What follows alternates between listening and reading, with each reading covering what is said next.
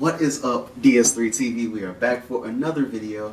This one is Miscellaneous Myths by this is Aphrodite from Only Sarcastic Productions, which I do definitely love this channel. So yeah, let's get into it. I know a little bit about Aphrodite, but not a lot. Some like basic level knowledge I know, but not a lot about Greek mythology. So I always love to learn about Greek mythology anyway, but yeah, so let's get into it. And also subscribe to the channel. Want to get 1,000 subscribers by Valentine's Day. And also comment videos that you want me to watch in the comment section down below. Yeah. So let's get into it and play. So I've talked about a lot of Greek myths on this channel, and I don't know if you guys have noticed, but Aphrodite kind of shows up in a lot of them. It's actually a little weird if you think about it. She's this fickle, temperamental force that just kind of shows up and causes chaos. She's a bit of a ditz who would literally murder people to maintain her OTPs and no-TPs. She's a doting mother, an unfaithful spouse, a benevolent boon granter, and a really sadistic punisher of perceived slights. She's confusing is what she is. What the heck is her deal? So before we go trekking through historical context to try and figure out why she's like this, let's put together everything we know about Aphrodite at this point.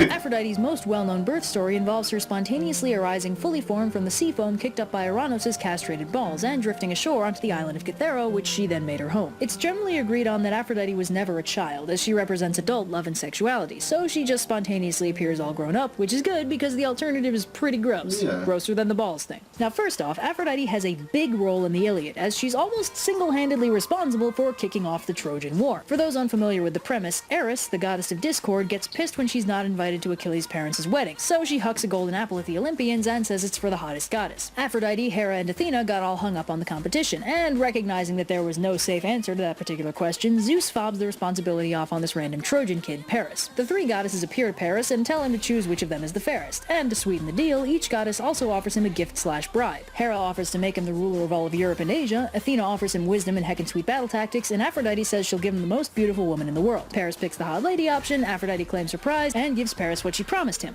Well, that was that was pretty simple and easy for Aphrodite to do. Helen of Troy, who happens to be married already to the volatile Spartan king Menelaus, and is additionally the subject of a giant treaty ordering pretty much every Greek king under the sun to side with her husband if anything bad happens. So this divine kidnapping unsurprisingly kicks off the Trojan War and puts Hera and Athena firmly on the opposing side from Paris, which, let's be real, having the goddesses of rulership and battle tactics opposing you in a war is not a good thing. So at this point, Aphrodite has claimed a hottest trophy by throwing a cute couple together with no regard for the potential repercussions, and kicked off a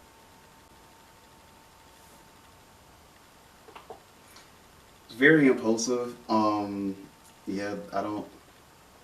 Oh my gosh. All right, so I'm gonna have to stop the recording. Okay, so now we're back into the video. Yeah, I kind of ran out of space on my computer, so I had to delete some stuff. But now we are started back, and we are ready for this. Yeah, this video. So let's get into it. I mean, let's get into the rest of this video and play.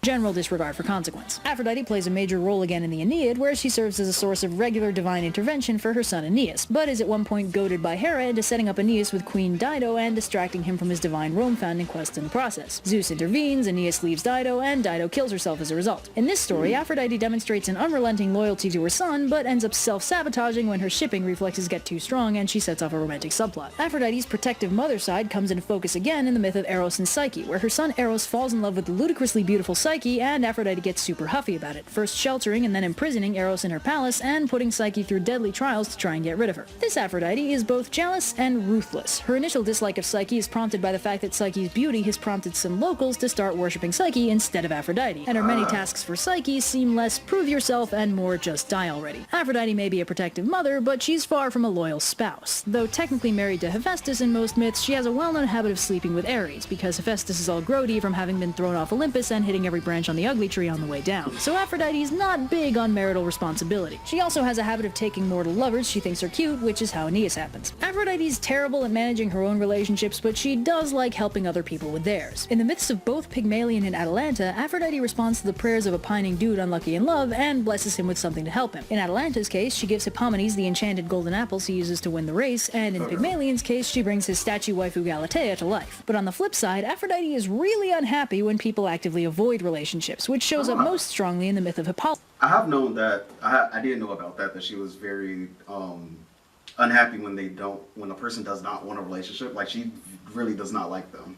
Hippolytus, a rare male hunter of Artemis who did the classic Artemis hunter thing of staying single and refusing to mingle. This pissed off Aphrodite so much that she made Hippolytus' stepmother Phaedra fall in love with him, and when he rejected her advances, she told his father Theseus he had assaulted her, then killed herself. Theseus calls in a favor from Poseidon and has Hippolytus killed in retribution. It's a really nasty situation. Now, there's a ton of myths about Aphrodite I haven't talked about, but they all generally fall into one of these categories. Aphrodite sleeps around, Aphrodite gets pissed and ruins someone's life, Aphrodite thinks a ship is cute and makes it canon no matter the consequences, and Aphrodite is a very overprotective mother. So now that we've got something of a concrete feel for where Aphrodite's character was at by the time of classical Greece, let's start talking about how she got that way. Now, like I talked about in the Dionysus video, before ancient Greece got going around the 700s BC, there were two major historical intervals that are relevant to this kind of thing. Mycenaean Greece between the 1600s and 1100s BC, and the post-Bronze Age collapsed Greek Dark Ages filling in the centuries in between. We don't have any written records from the Dark Ages, but in that intervening period, all the gods got shuffled around, Poseidon got demoted from head god and Zeus got to be in charge, and the Mycenaean syllabic script, Linear B, was replaced by the basically Phoenician Greek alphabet. Linear B only got properly translated in the last few decades, but using that we've been able to find written records of a lot of the Hellenistic gods from Mycenaean Greece, like Zeus, Dionysus, Persephone, etc., meaning they predated ancient Greece and were worshipped in the precursor culture of Mycenaean Greece and carried over through the Dark Ages. Again, like I mentioned in the Dionysus video, Mycenaean Greece was the ancient Greece of ancient Greece. Ancient Greek culture deliberately presented itself as a successor to Mycenaean Greece, with the Iliad and the Odyssey codified in the 700s BC in ancient Greece but set in Mycenaean Greece. There was a lot of rollover, and as we discussed, Dionysus was one of the rollover gods. He was worshipped in an obscure cult capacity in Mycenaean Greece and carried on through the Dark Ages into ancient Greece proper. But if we go looking for Aphrodite's name in ye olde Mycenaean inscriptions, we come up empty. Aphrodite is not a Mycenaean goddess. So where did she come from? Since Aphrodite isn't Mycenaean but is very relevant in the Iliad, one of the oldest ancient Greek texts we have, this gives us a concrete interval to look in for when she first showed up and or when she became an established member of the pantheon. She can't have been very relevant before the 1100s, and she can't be newer than 700. Honestly, she really can't be newer than 900, as Homer didn't write the Iliad, he just wrote it down. It had most likely already been codified in oral tradition for a century or two. So let's put a pin in this for a minute and talk about the Phoenician goddess Astarte. Astarte is a Phoenician goddess of fertility, sex, war, and the planet Venus. References to her name first appear in the port city of Ugarit between 1450 and 1200 BC, and there's evidence that her cult moved out along Phoenician trade routes, which reached the eastern tip of Crete. There was also a Phoenician settlement on the island of Cythera sometime in the 1400s BC, and if the name Cythera is ringing any bells, it's the mythological realm of Aphrodite and the home to her oldest temple, as well as the place she supposedly first came to shore after being born from sea foam, making it a very simple leap to suppose that this is a mythological representation of her cult coming from across the sea and making landfall there. Also, like I mentioned right at the beginning, the Phoenician alphabet was brought to Greece sometime around the Dark Ages, and it's not so unreasonable that the Phoenicians might have brought some other info. Oh, they didn't have an A. Oh, that's different. And they have two T's. With them, like a nifty cult for example. So the general consensus is that the Phoenician cult of Astarte came to Greece, specifically Cythera, most likely in the 1400s. Astarte became Aphrodite, and in the intervening centuries her worship spread until by the time the Iliad was being taught she'd been firmly emplaced as a member of the pantheon. Sure, that's cool. Astarte is also Ishtar. Ishtar is the Mesopotamian goddess of love, sex, fertility, beauty, war, justice, political power, the planet Venus, and a bunch of other stuff. She was worshipped from 4000 BC onward and saw a major jump in popularity around 2300 BC. You may remember her from her appearance in the Underworld Myths video, where she quests into the underworld to retrieve her boyfriend Tammuz and comes into conflict with Eresh-Kigal, the queen of the underworld. So it might fascinate you to know that Aphrodite has a very similar myth. In the story of Adonis, Aphrodite finds the orphaned infant Adonis and gives him to Persephone to be raised in the underworld. That part is pretty unique. unique. But when Adonis grows up to be super hot, Aphrodite and Persephone end up getting into a fight over who gets to keep him. And while Persephone has no relation to Ereshkigal, her status as queen of the underworld slots her into the appropriate mythological role perfectly. I'm not crazy, by the way. Tammuz had his own cult and it got imported to Greece under the name Adonis. This is a legit connection. So Aphrodite, a goddess of sex, love, beauty, and the planet Venus, comes from Astarte, a goddess of all of the above plus war, and Astarte comes from Ishtar, a goddess of all of the above plus justice and power. That's not too crazy. Astarte makes landfall in Cythera when her cult travels up along the trade routes. At this point, we've got a couple questions presenting themselves to us. Where did her cult go next? And if Ishtar and Astarte are so strongly war goddesses, then why is Aphrodite totally not a war goddess? I'll answer both those questions at once. The next place she went was Sparta, and she was absolutely a war goddess. Okay. So Cythera is this little island right about here-ish. Sparta is about here-ish. Unsurprisingly, given their proximity, Sparta had a habit of intermittently claiming Cythera as a territory, and equally unsurprisingly, some of that OG Phoenician cult attitude seems to have leaked through whenever Sparta was in the area. Sparta is also one of the oldest cities in ancient Greece, so when you put that all together, you get the fact that Sparta pretty much got the first good look at this brand new goddess, and judging by the statues they carved and the way she was worshipped, Aphrodite was a full-on war god back when she first made landfall. Now, unsurprisingly, a goddess of beauty and sex simultaneously being a goddess of war was unlikely to bother the Spartans, because, you know, Spartans. But the rest of Greece didn't seem too keen on the concept. Apparently, it was considered an inherent contradiction in values. The warlike Aphrodite is found almost exclusively on Cythera and in Sparta, and it's worth noting that in the Iliad, Zeus explicitly tells Aphrodite that she doesn't belong on the battlefield, which is the kind of overt character interaction that contemporary writers like to use to make firm political statements on controversial subjects. The fact that it needed to be stated at all implies it might have been something of a debate at the time.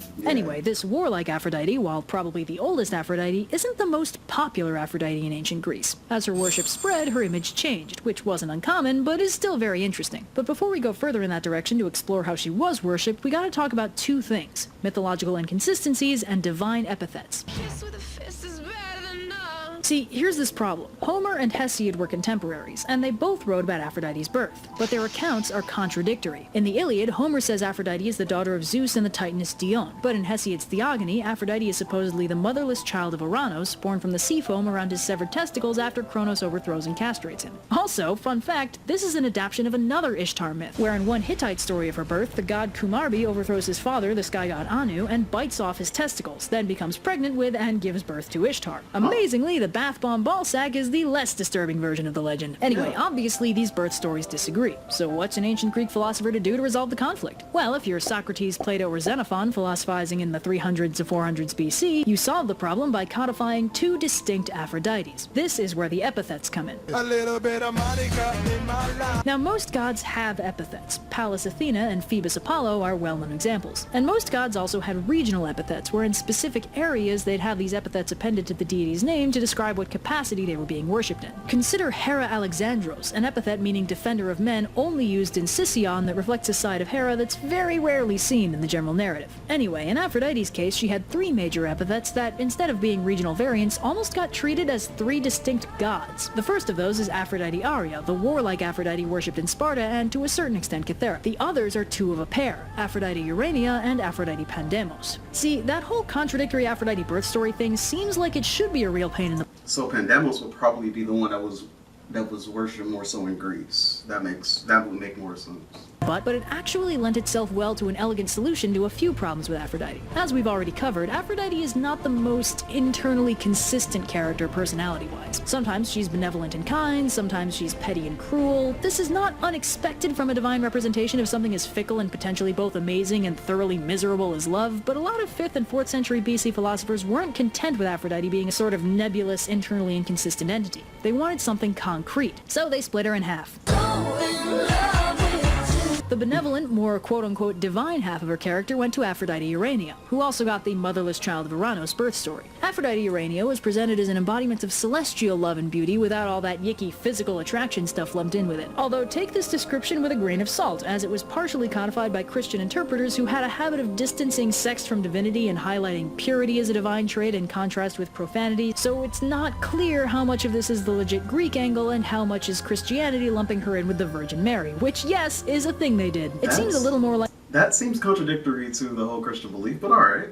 Likely to me that any personality-splitting Aphrodite-Urania experience probably fell along Greek love lines, like the separation between eros, storge, philia, mania, etc., rather than distancing physical sexual attraction from pure divine love. But who knows? Aphrodite-Urania was widely worshipped in various cults, but she almost never turns up in the mythology proper. There aren't really many stories about her. The rest of her character went to Aphrodite Pandemos, almost literally the people's Aphrodite. Aphrodite Pandemos was the child of Zeus and Dione, and was ascribed the more physical side of love, aka the more carnal and less pure kind. Again, not necessarily a fully accurate description, but it's kind of all we've got. This Aphrodite is flighty, petty, willful, and impulsive. She does what she wants, when she wants, no matter the consequences. This is the Aphrodite whose name turns up in the literature. Now here's a very interesting thing to consider when examining Aphrodite Pandemos. It was actually very rare for an Olympian god to be worshipped by everybody. Looking back on ancient Greece as though it were a cohesive unit, it's easy to think that because it had a concrete pantheon, everyone worshipped everyone. But in practice, most of the gods were fairly specialized. They'd be honored on their festival days, obviously, but, well, for example, unless you're a blacksmith or craftsman, Hephaestus is unlikely to be super relevant to your everyday life. Zeus is the major exception, as evinced by his Pan-Helenos epithet denoting him as a god of the whole Hellenistic world, but Aphrodite is pretty much the only other god who seems to have been relevant to almost everybody. And it makes sense, there aren't many people for whom love, sex, and beauty don't matter. So Aphrodite Pandemos is in this rare divine position of being directly relevant to nearly everybody, and this didn't go unnoticed by the greater Hellenistic world. One of her explicit divine qualities was the ability to bring large groups of people together. And if you think that seems like it could be a politically useful divine quality, you'd be right.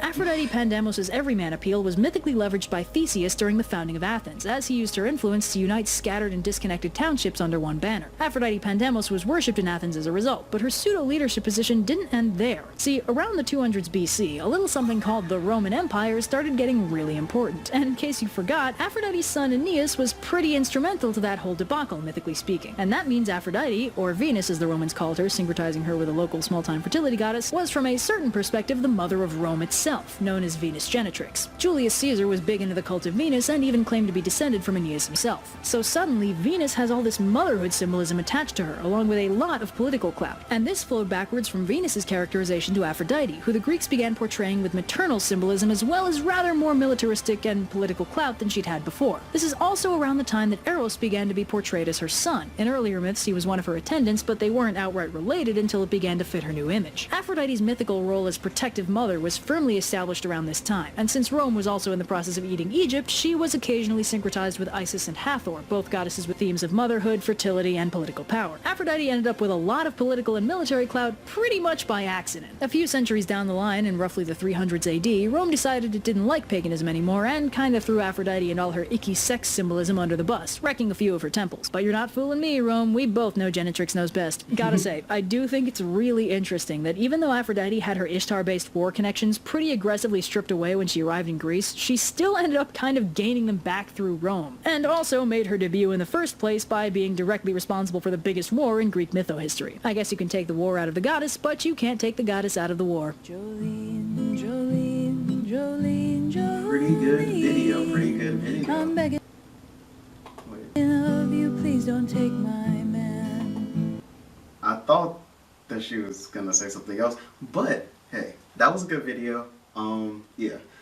So we'll be back to probably watch some more of these miscellaneous myths, and yeah. Talk to you guys in the next video. Subscribe to the channel. Want to get 1,000 subscribers by Valentine's Day. Thank you guys for 255 subscribers, and yeah, talk to you guys in the next video. Peace.